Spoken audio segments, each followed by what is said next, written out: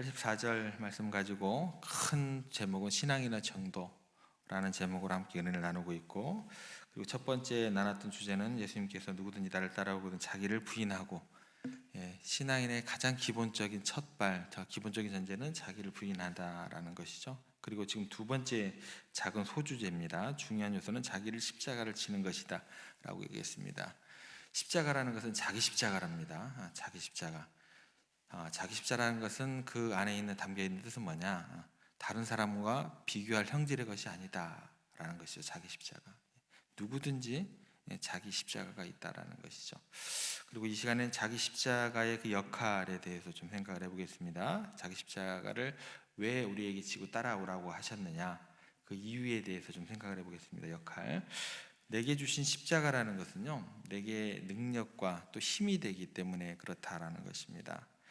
그래서 다른 사람에게는 없는 자기 십자가가 주어지는, 그것은 가정이 되었건 또 직장이 되었건 내가 버리지 못하는 거예요. 그리고 내 십자가를 다른 사람에게 지울 수도 없는 것입니다. 결국은 내가 감당해야 하는 그 십자가가 나를 나되게 하고 또 나를 강하게 한다라는 것입니다. 물론 하나님의 일을 하는 사람은요, 개인에게 굉장히 그 십자가가 힘겨운 일일 수 있습니다. 그런데 하나님의 일을 하는 사람이라면 누구나 다 고백이 나와야 됩니다. 목사님 한 분이 이런 얘기를 하시더라고요. 본인에게 정말 감당하기 힘든 어려운 일이, 시련이 있었는데 그것 때문에 하나님 앞에서 어떻게 이런 일이 있을 수 있습니까? 나는 못 견디겠으니까 하나님 대신 맡아달라고 그렇게 기도를 하는데도 전혀 변화가 없더래요. 이번에는 오기가 생겨가지고, 하나님 그러면 짐을 한번 저랑 막 바꿔서 한번 져봅시다. 그렇게까지 하소연도 하고, 그렇게 감당하기 힘든, 어쩌면 본인이 그때 상황으로는 미래가 완전히 막힌 것 같고 또 내려놔야 되고, 남들은 다 뛰어가는데 나만 기어가는 것 같고, 힘겨운 무거운 십자가였기 때문에.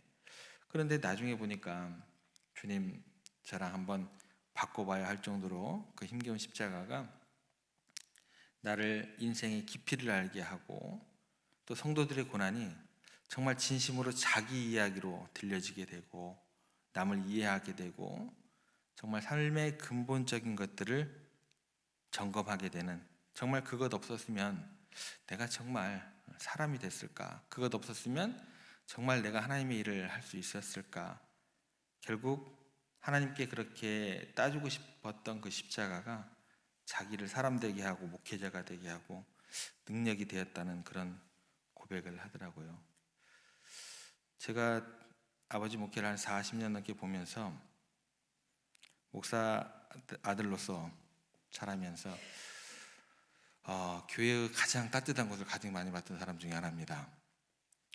가장 후미진 곳을 많이 봤던 사람 중에 또 하나가 접니다. 저는 몰랐어요. 그래서 저는 목사가 되기 싫었던 사람 중에 하나입니다. 그렇기 때문에 다른 일을 한참 열심히 했었었고, 그때 그 순간은 몰랐던 그 내용 자체가 제가 목사가 되고 나서도 한 10년이나 지나고 나섰을까요? 그때 가서야 조금은 그 십자가의 의미를 알게 되더라고요.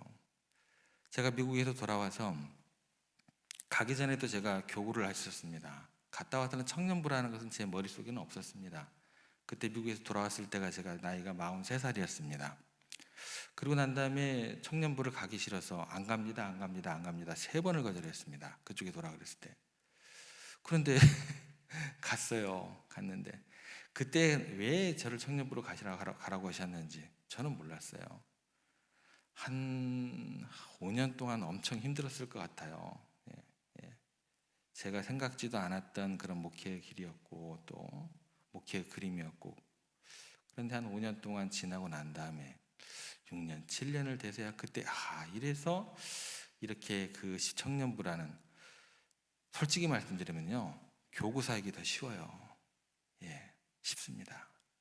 반응이 있거든요. 청년들은요, 한 150명, 200명 데리고 같이 사역을 하면요, 이게 그 중에 반응 있는 사람들은 한 30명, 20명이에요. 찬바람이 쌩쌩 붑니다.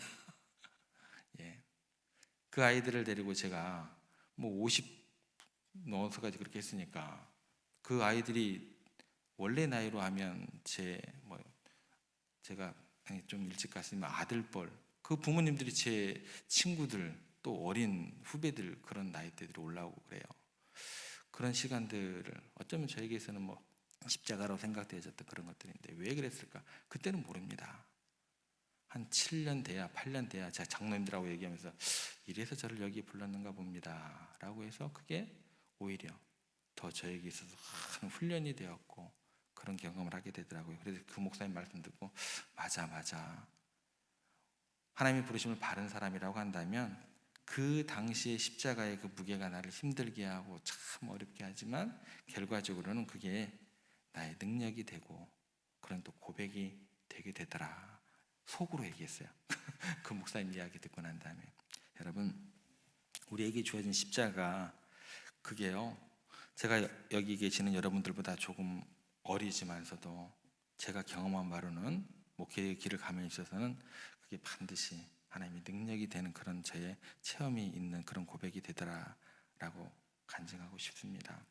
그것 때문에요 정말 사람들의 영혼 깊은 곳에 아픔들을 이해하게 돼요.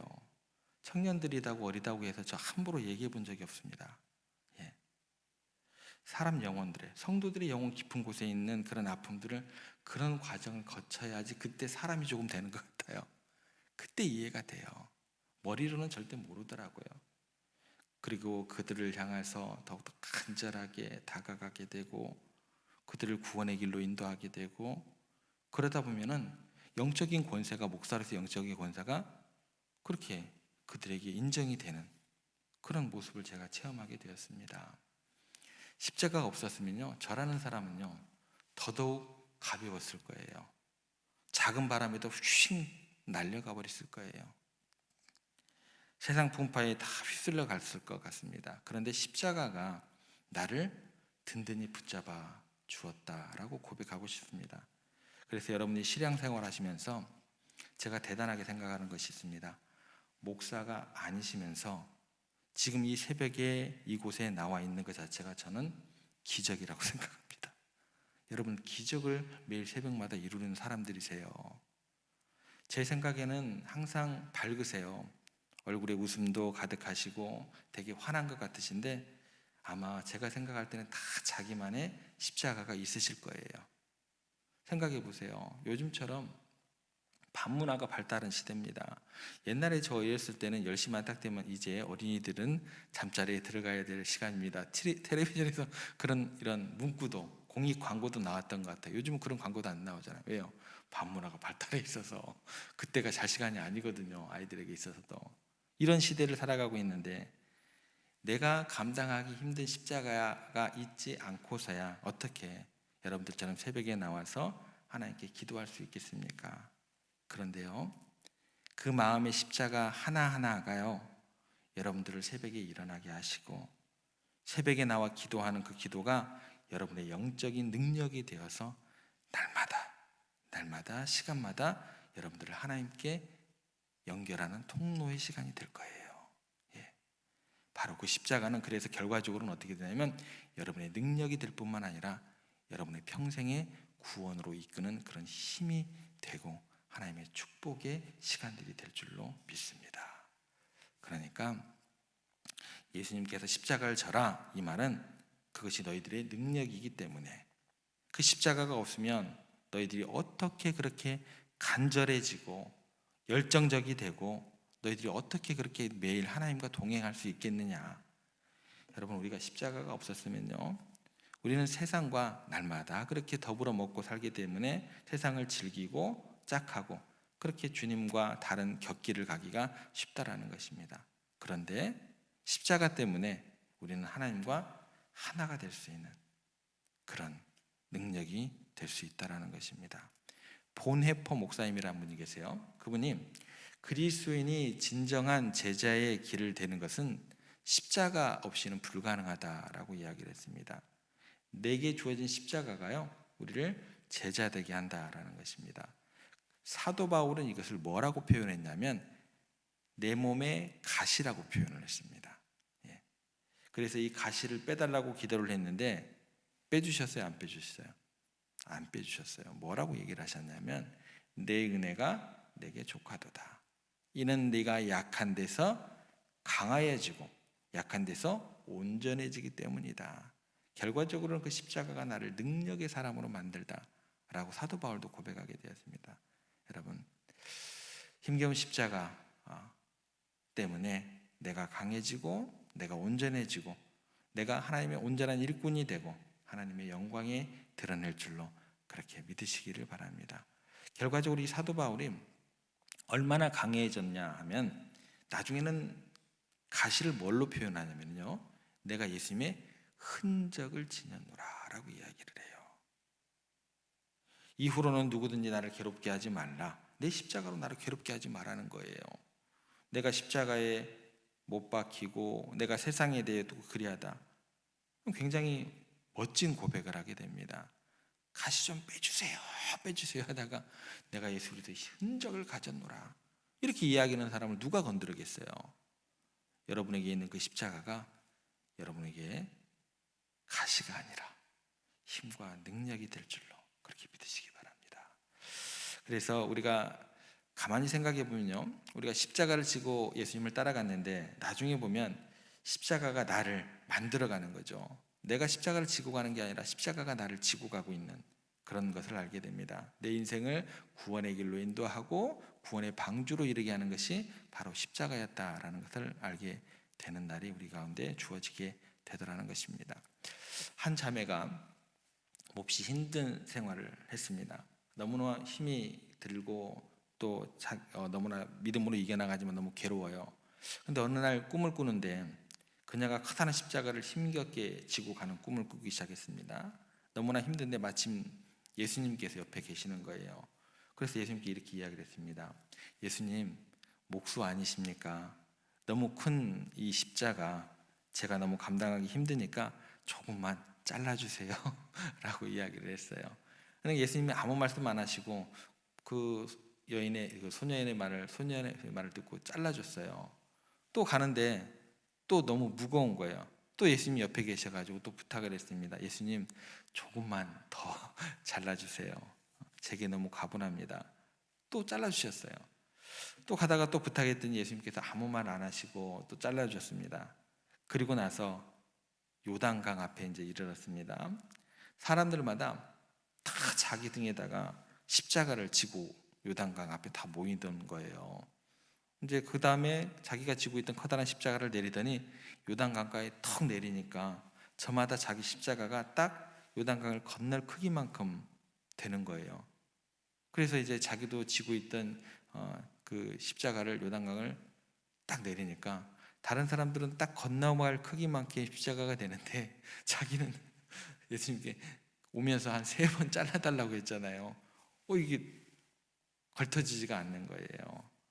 딱 내리니까 다른 사람들은 이렇게 건너가는데 조금씩 잘리는 바람에 끝까지 닿지를 않았다고 하는 꿈을 꿨다고 합니다. 여러분, 우리 삶은요, 십자가가 우리를 하나님께로 인도하는 것임을 우리가 기억했으면 좋겠습니다. 그래서 십자가 비록 힘들고 어렵지만 그걸 붙들고 가는 그런 우리들의 삶 가운데 십자가는 우리의 소망이 될 줄로 믿으시기를 바랍니다. 이런 말씀이 있습니다. 십자가의 도가 멸망하는 사람들에게는 미련한 것이 되고 구원받은 사람들에게는 하나님의 능력이 됨이라, 권능이 된다라는 말씀이죠. 여러분, 오늘 여러분에게 있는 십자가는 하나님의 능력과 구원의 길로 인도하는 축복이 될 줄로 믿으시기를 바랍니다.